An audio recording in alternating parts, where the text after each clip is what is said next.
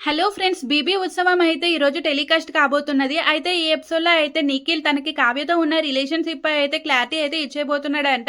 ఇంకా నిఖిల్, కావ్య ఫ్యాన్స్ అయితే చాలా టెన్షన్‌తో అయితే ఎదురు చూస్తున్నారు ఈ ఎపిసోడ్ కోసం. ఇంకా నిఖిల్ ఏం చెప్తాడా అని.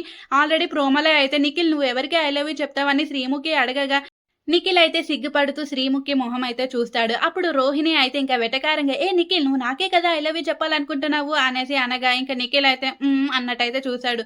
ఇంకా 'బిగ్ బాస్‌లో' అన్న చెల్లెలుగా పేరు పొందిన నైనిక అయితే ఇంకా ఓహ్! క్యూట్ అనేసైతే అనడం అయితే జరిగిందంట. అసలు నైనిక దేనికి క్యూట్ అన్నది తెలుసుకోవాలనుకుంటే మనమైతే ఫుల్ ఎపిసోడ్ అయితే చూడాల్సిందే.